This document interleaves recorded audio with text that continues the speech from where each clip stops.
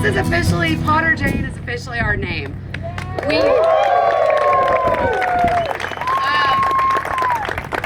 There was a lot of arguing and bickering. If you know us, you get it. But Jamie and Ian, thank you for creating a beautiful logo and making it so fun in the process. We're standing on the middle of our distillery. Our distillery will go here. Denny's going to chat. But there were a few people that really brought this to life because we fell in love with this location early days. And if it weren't for Tony Royalty being so kind and so generous to sell us his back 100 acres, Hamilton and Elaine Sims for giving us the 13 acres to get over from the industrial park, and Daniel Carney and all the folks here in Springfield who welcomed us and helped us figure it all out. So just want to make sure we say thank you to the right people. And then all of you. We wanted a party with our friends and family to just basically have a moment to kind of celebrate the grind and where we're going and the dream. And you guys are all here because you've helped us. We're not here without you all. So we love you. Thank you. You want to talk now? Par for the course. It is par for the course. So, I mean, one of the things, it's, collectively we have over 40 years experience in the industry. And, when you have, in our industry, it's the greatest industry in the world, without a doubt.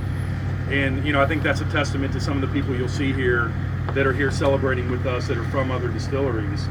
But, Jane and I probably started working together, I think it was 2007 when she came on at Makers. And, it's always, everybody always talks about doing your own thing, right? Like building a distillery, creating your own brand. And it's a lot of fun to talk about. But when the rubber hits the road and you start to get serious about, well, can we do this? Should we do this? It gets to be a little intense. And, it was one of those things that, I don't know if, I know Pat and Shane with Wilderness Trail are here somewhere. They said they were going to come. But, just they've been great friends of ours, and, just talking to them about what they did with Wilderness, talking with Busigs and the Blinkos about building distilleries and what it takes to do that and costs, meeting with the Truist team, Cody and Calvin and Joe. I mean, all of these were literally like conversations. We're crazy, but let's just have one more conversation, right? And all of that led to one more conversation. And next thing you know, we're talking to Daniel, you're right, Daniel Carney that helps us. Well, Jim Willett. Jim's around here somewhere. Jim had a separate speech with some stories coming. Yeah, Jim heard this pitch. He was the very first one to hear the pitch. 2 feet of snow, stumbled home and helped us figure it out. Yeah, we drank till 3 in.the morning, and then, Jim helped facilitate the conversations with Washington County. But literally everybody was, this is interesting. Let's keep talking. Let's keep the momentum going. And then, next thing you know, we've got 153 acres. We literally kick off, the process of design. So, like the Busigs team that we're working with, I mean, they come into this. You talk about a team that, has really been assembled the last 7 or 8 years, and Logan's here somewhere. He's our project manager with Busigs. But it's a team that literally can come in and start from scratch and help you build a distillery. And we know a lot about distilleries, but it's a whole nother ball game when you talk about building distilleries. But what's been great about the team is it's been fun. We probably spend more time laughing than we do like really serious and in the weeds. Laughing at you. Well,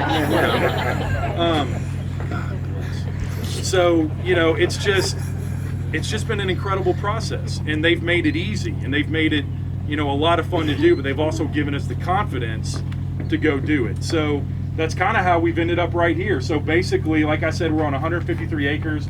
The distillery is going to sit on this plot right here. It's a little bit elevated. It's going to be facing that direction. So when you look at the renderings, you can kind of see the way it's going to work.